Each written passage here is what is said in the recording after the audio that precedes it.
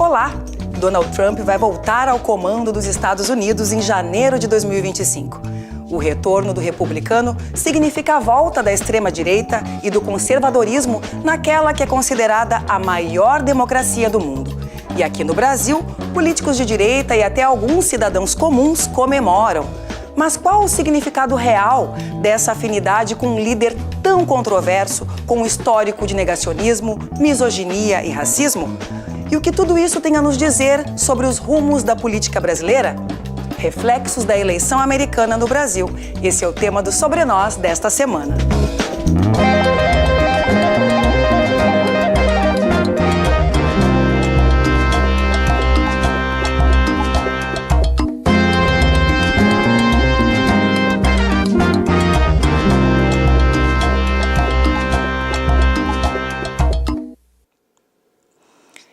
Estamos a menos de 2 meses da posse de Donald Trump e para falar sobre a expectativa deste segundo governo, está aqui com a gente Renato Levin Borges, professor de filosofia, mestre e doutor em educação pela URGS, pesquisador da extrema-direita, também conhecido como Judes, com mais de 84 mil seguidores nas redes sociais.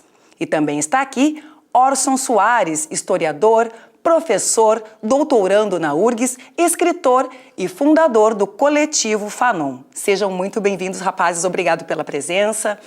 E antes de a gente começar essa conversa, vamos ouvir o cientista político Bruno Lima, que avalia os motivos que levaram à eleição do republicano. Primeiro, entender que mais ou menos a média eleitoral do Trump se manteve. O que aconteceu é que em 2020 teve um volume muito maior de votos do Partido Democrata, e esse volume maior ele foi verificado justamente em grandes centros urbanos e também em localidades de maioria afro-americana e também do voto latino. O voto negro é praticamente um voto cativo democrata nos Estados Unidos, mas o volume de recursos que o Partido Democrata colocou nos chamados estados-chave, que não tem maioria negra, foi inferior ao que deveria ter colocado no sul dos Estados Unidos, onde poderiam levar todos os votos. Tem vários estudos do Black Caucus, que seria a coordenação negra democrata, apontando para isso. O voto latino tem um problema grave aí. A população de origem latino-americana, e aí vai de tudo, da Argentina ao México, mas grande maioria mexicana e centro-americana, que já está estabilizada, tem muito medo do discurso de criminalização e de perseguição. Então, essa população já estabilizada, ela acaba se vinculando por 2 motivos. Uma, a condição econômica no governo Trump, no primeiro, era melhor que agora. E 2, a presença do evangelicalismo conservador entre latinos. O outro fator é o seguinte: Kamala Harris não é uma política conhecida, não é uma política popular. Ela é vista como alguém do establishment, embora seja uma mulher de origem afro-americana ou afro-asiática. Então, desinteresse, medo, religião e conservadorismo dando rumo aos americanos. E esse sistema eleitoral deles também favoreceu o Trump, né? Eu começo perguntando para o Judes, que show do Trump é esse? Quem o Trump representa e quais interesses ele defende? Bom, o Trump ele representa o branco hegemônico estadunidense no nível subjetivo, que a gente fala de identidade. A gente tem que lembrar que os Estados Unidos é um país que tem 12 a 13% de população negra, embora haja uma grande representatividade.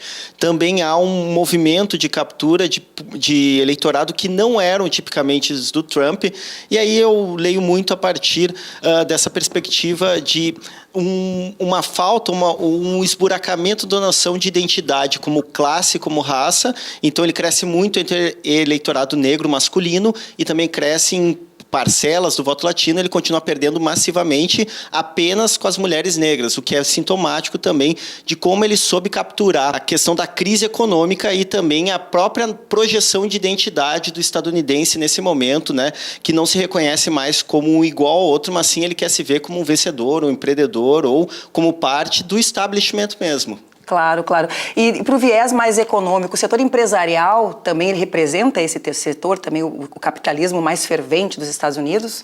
Sim, ele representa, de um lado, o capitalismo, esse clássico que ele vai pegar do empobrecido trabalhador de indústria, né, desse movimento de perda de mercado, da disputa com a China, principalmente, e, por outro lado, todo esse lado das big techs, né, do Vale do Silício e todo esse lobby relacionado às redes sociais, são redes, né, que são particulares, ou seja, são de acionistas e que têm um interesse não só econômico ao redor do mundo, mas um interesse político.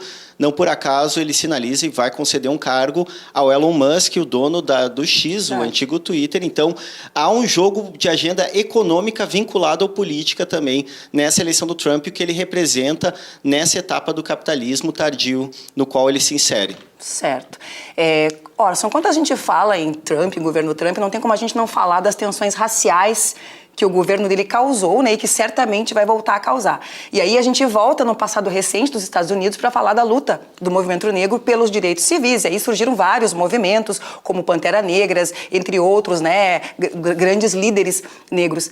Tem legado suficiente, né, da comunidade negra norte-americana, haja visto aí que existe até um certo desinteresse deles pela política para combater digamos assim, essa supremacia branca que está muito simpatizada, muito aliada ao Trump?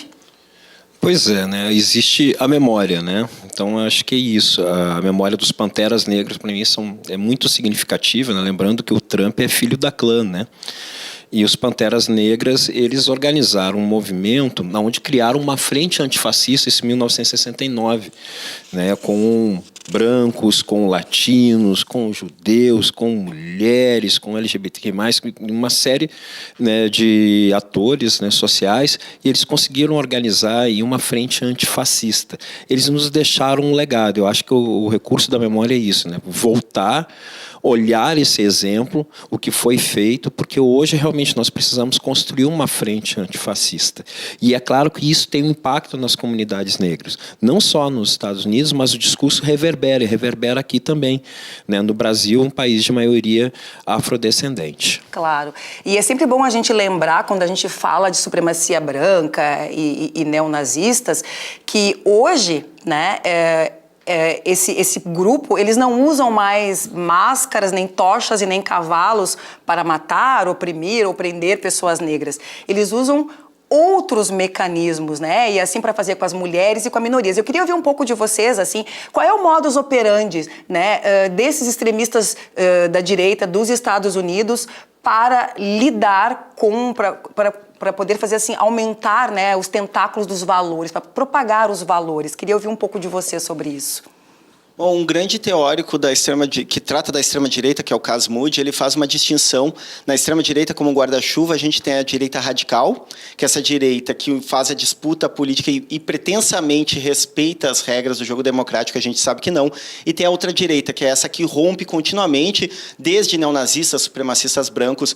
E o ponto interessante para a gente entender é que a extrema-direita, tanto nos Estados Unidos quanto no Brasil e globalmente, ela fica digamos assim, num espaço cinzento. Ela, ao mesmo tempo que ela faz a disputa institucional, ela o tempo todo sinaliza e puxa a fronteira do que é o institucional em direção à ruptura. O Trump faz isso também, não por acaso ele tem relações já documentadas com figuras como Nick Fuentes, que é um supremacista branco neonazista, o próprio líder da Ku Klux Klan, o Richard Duke, fez uma carta em 2016 apoiando ele. Ele, obviamente, é o presidente dos supremacistas brancos, mas se, de um lado, a gente tem uma série de declarações racistas, misóginas, do próprio Trump, legitimando isso e empoderando esses grupos, por outro lado, esses grupos neonazistas, esses grupos supremacistas brancos, eles estão cada vez mais presentes. Há pouco tempo, teve manifestações em Ohio, fora do teatro, onde estava tendo uma peça sobre a história da Anne Frank,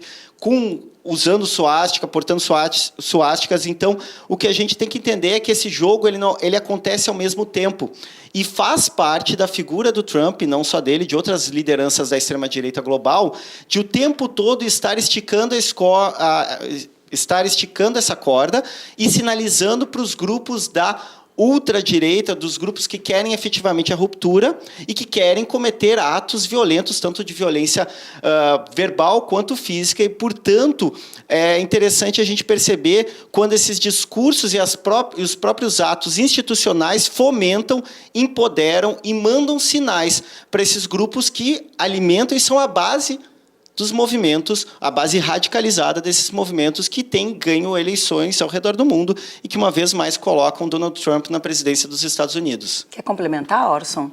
Eu acho que também o que eles combatem, né? Eles combatem, eu acho que é a tradição de 1789, né? Da liberdade, igualdade e fraternidade, né? Eles sempre vão te colocar, isso é um dado, né? Do fascismo, neofascismo, colocar para antes de 1789, né? Aí temos um passado mítico, né? Aqui no nosso caso, por exemplo, quando se juntou a toda essa corriola, esse chorume que tem aqui no Brasil, né? Tu vai ver que tinha uma galera apoiando o Império, né? Então eles sempre te colocam para trás, né? Antes da Revolução Francesa, porque na Revolução Francesa você vai ter um elemento novo, que é o cidadão, o sujeito de direitos, o sujeito como protagonista, né? Não como aquele que obedece, né? Então há uma mudança, e isso daí o fascismo ele bate contra, entendeu? A 1789, isso é muito importante. E eu vi ali na fala do Bruno Lima, né, que os latinos estabilizados, né, votaram no Trump para manter o seu status quo. Falta consciência coletiva nesse sentido? Será que eles não se veem mais como pessoas latinas?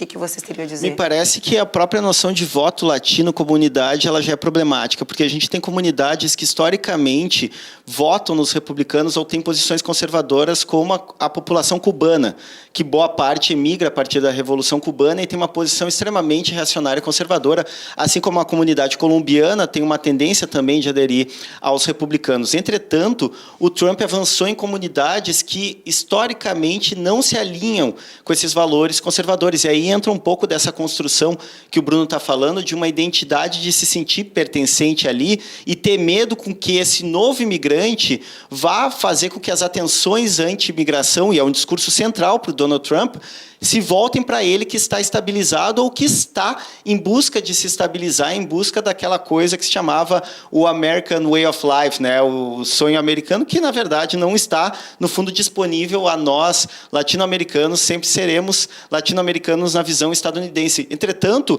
esse sujeito ele se descola da noção de coletividade para pensar, e aí para mim é um sintoma do neoliberalismo ou do ultraliberalismo, do sujeito que pensa em si próprio, né? O empreendedor de si, um individual que se descola da comunidade e pensa no seu, né? Tem um ditado que eu gosto muito que explica muito disso, sabedoria popular, quando a comida é pouca, primeiro, né, o meu pirão, né? Então, essa é um pouco a lógica da coisa. É verdade, é verdade. E quando a população negra não vai votar, porque lá o voto não é obrigatório, o que isso quer dizer na tua visão, Orson?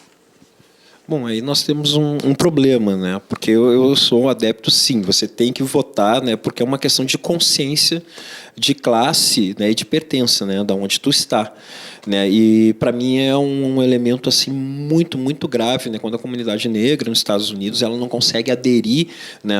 E talvez também ela esteja carente de um projeto que realmente também a contemple, né? E resolva os problemas assim na raiz, né? E talvez o não comparecimento pode ser também uma certa um sinal, por causa do Partido Democrata, que alguma coisa precisa ser mudada. É um certo ato de protesto, mas que pode acabar virando um tiro no próprio pé. Exatamente. A gente vai a um rápido intervalo e a gente volta a falar no assunto.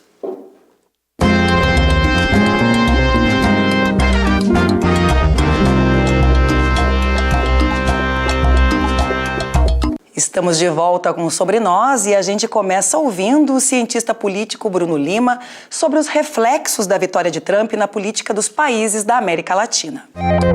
Existe um chamado trumpismo tropical na América Latina. Então, há um grau de reflexão entre a extrema-direita republicana, que se aposta do Partido Republicano, e tem uma projeção, um espelhamento como partido digital, de mobilizar as pessoas via redes sociais, via afetos, abrindo mão quase de qualquer racionalidade e projetando essa autoimagem que vem do norte ao sul do Rio Grande, do México até a Patagônia. Também é uma importação de discurso, como se fosse o discurso, aspas, progressista, woke, vinculado à social-democracia latino-americana, e boa parte do próprio partido de governo PT reproduz esse tipo de coisa, reproduz esse tipo de linha, não é nenhuma crítica, uma constatação, você vê isso em todos os países, e esse debate ele fica atravessado nas nossas sociedades da América Latina. Então, as políticas de reconhecimento são vistas como divisionistas, que fracionam a sociedade, e a ideia de um conservadorismo latino-americano está muito associado a essa condição de ser subalterno nos Estados Unidos e de manter um país que é uma herança colonial escravagista, com todos os seus contornos maléficos e indicadores socioeconômicos que provam que existe racismo estrutural. As relações econômicas, a tendência é que o governo Trump 2 seja mais protecionista do que foi no primeiro. Então, sim, essas mesmas pessoas que comemoram por um afeto ideológico, eu diria eu, irracional, ou supremacista, ou inexplicável, ou de complexo mesmo, podem ser atingidas economicamente com algum grau de barreira e com algum tipo de não preferência pelo Brasil como parceiro comercial. É bem complicado. O que será que nos espera? Judis, gostaria que você complementasse a fala do Bruno Lima, né, reforçando os reflexos reais ou irreais desse segundo governo do Trump, na tua percepção.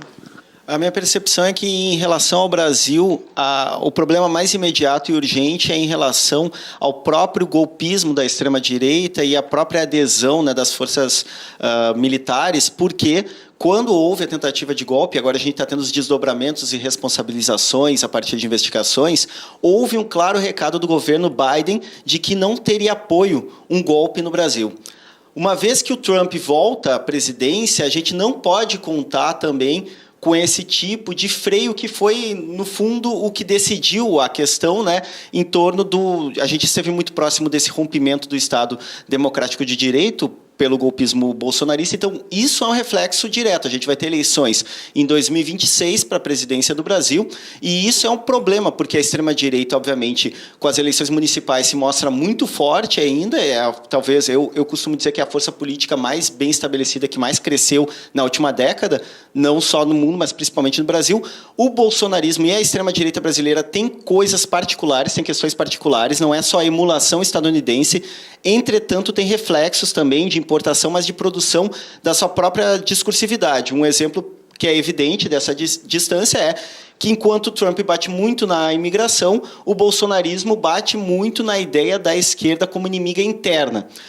Uma vez que o Trump está no poder novamente, a gente não pode contar com a defesa de um Estado democrático, mesmo pelos interesses que os Estados Unidos, durante o governo Biden, teve de manter o Estado democrático, a gente não pode contar com isso. Então, é um perigo muito eminente em relação à política. Claro, a questão econômica, evidentemente, como o Bruno colocou, a questão do protecionismo, a questão econômica vai ter um impacto muito grande, o que eu acho que não vai importar para quem aqui no Brasil adere ao Trump, porque se trata muito mais de captura afetiva e de projeção ideológica do que qualquer outra coisa, certo, do que a materialidade da vida dessas pessoas. Certo.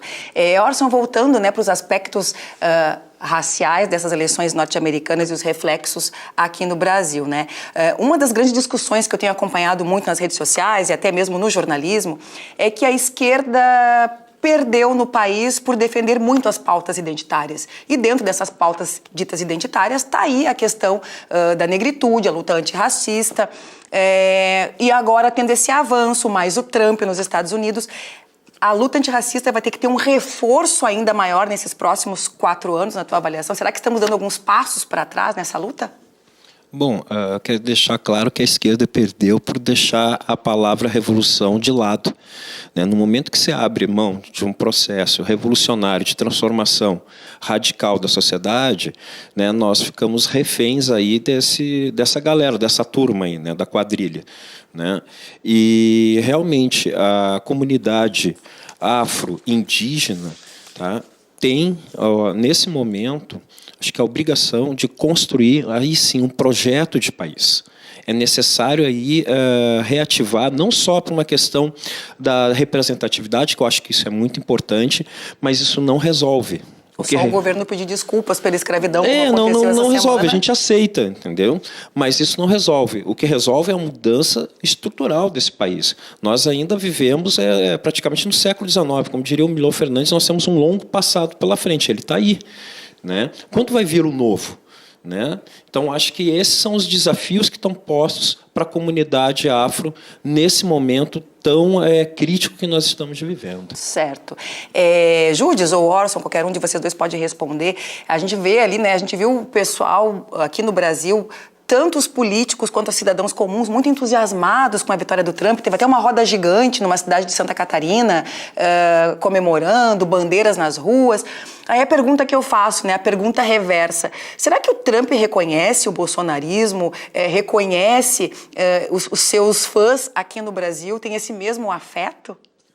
Na minha perspectiva, ele reconhece como praticamente um Estado vassalo, né? Como o próprio Milei tem feito com a Argentina em relação aos Estados Unidos. Ele se coloca numa condição de vassalagem, retomando, né, a estrutura medieval. E a mesma coisa para o bolsonarismo, porque para o Trump, efetivamente, para ganho político, ele não tem nenhum, na verdade. Para ele, o próprio lema da America First, primeiro aos Estados Unidos, para ele não importa nada. Aqui é uma colônia, tanto política quanto ideológica. Para ele é ótimo, né? Mas no sentido de que nós temos vassalagem no Brasil. Alguém e não... precisa avisar essas pessoas, então, né? Que elas estão aplaudindo a pessoa errada. Orson. Isso já é o que o Fanon já aponta, né? A mentalidade do colonizado, né? O pensador mexicano Leopoldo Zeya dizia que as elites latino-americanas elas se comportavam como meros despachantes do capital central. Elas nunca se alinharam para ser ponta, para ser alguém realmente o agente revolucionário e que disputasse mercado, que disputasse com as burguesias dos países centrais, não, sempre se colocando nessa condição de vassalagem, né? Então, Leopoldo Zeya já apontava isso, como leitor de Fanon. Então, Fanon nos ajuda a compreender esse fenômeno, né, do sujeito da mentalidade do colonizado, que está muito presente aqui no Brasil. Certo. Falando um pouco de religião agora, né? Lá nos Estados Unidos, né, os neopentecostais, os cristãos, têm uma relação muito forte com a política, nos poderes de decisão e também, né, dentro dessa questão dos valores conservadoristas. E aqui no Brasil, coincidência ou não, vocês aqui vão me ajudar a responder isso, acontece o mesmo. Com a diferença que aqui existe uma perseguição às religiões de matriz africana e lá às religiões do Islã. Queria ouvir um pouquinho de vocês, como é que se dá essa relação da religião com a política, né, e que de fato está fazendo diferença nas urnas, não é só uma questão meramente ideológica.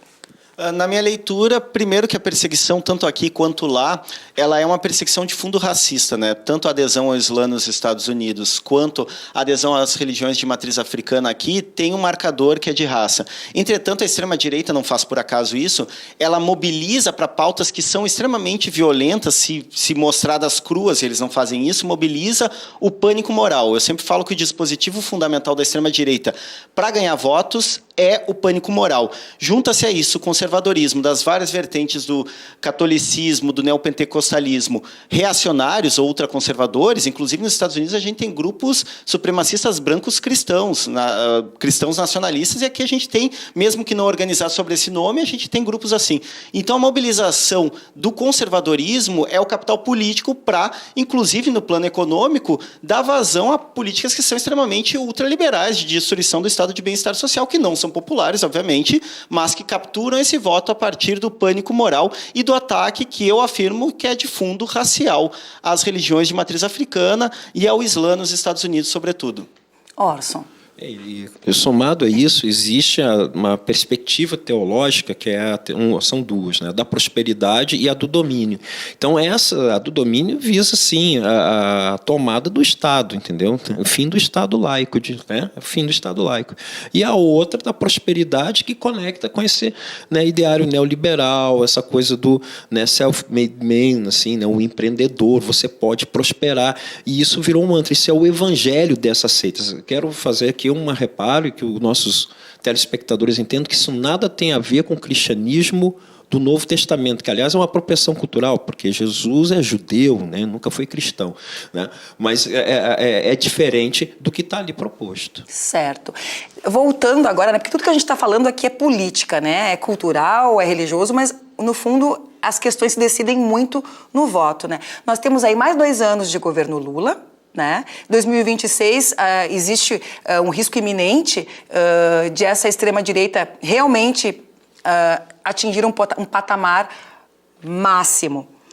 De fato, na prática, como se dá esse reflexo? Seria um estímulo à autoestima e à moral da extrema-direita aqui, saber que o Trump está lá e fazer com que eles ganhem mais votos? Eu queria entender como é que se dá isso na prática, porque como você bem mesmo falou, o Trump está pouco se lixando com os brasileiros.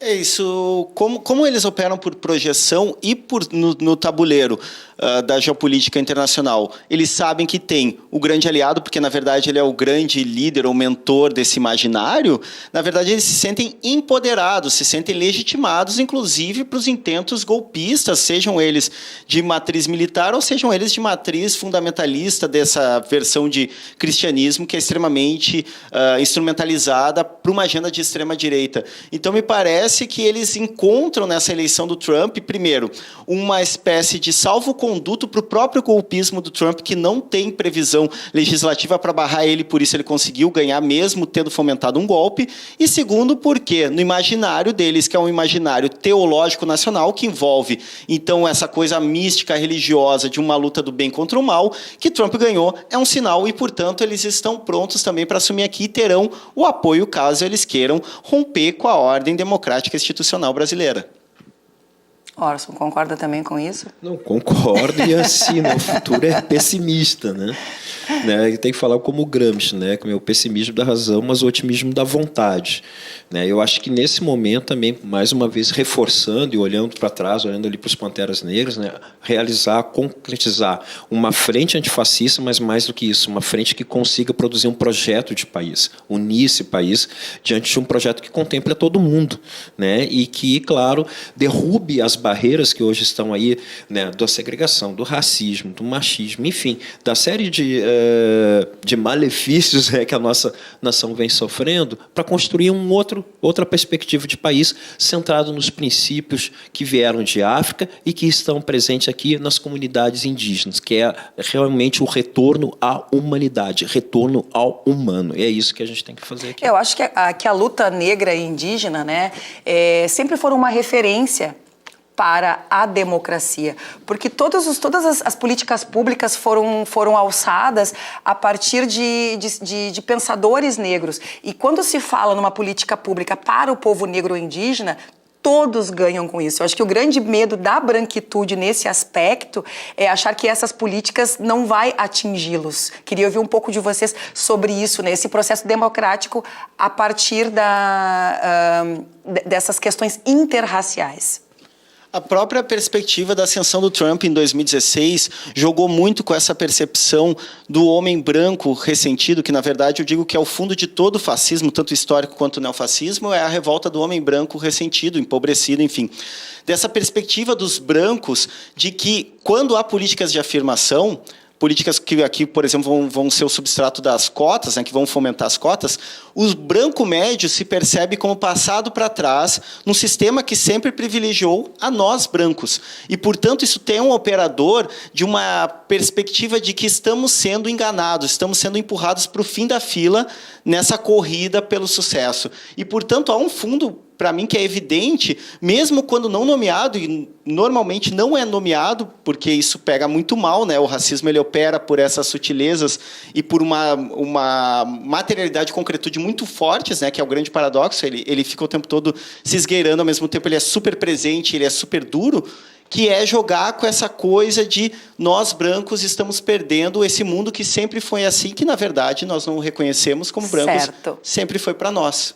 Orson, para a gente encerrar o programa.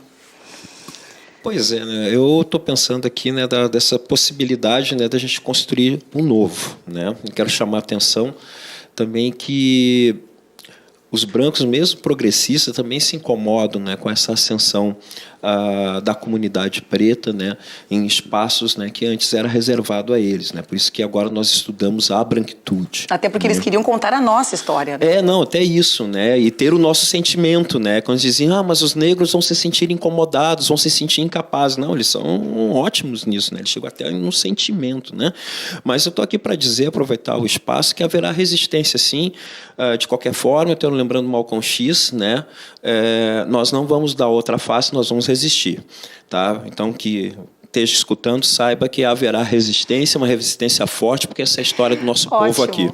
Muito obrigada, então, me sinto representada nas tuas palavras, nas tuas também, Judis. Muito obrigada pela presença de vocês aqui. Muito obrigada a vocês que acompanharam o programa Sobre Nós. Na próxima quinta nós estamos aqui novamente. Nos acompanhe nas redes sociais, porque afinal, tudo é sobre nós.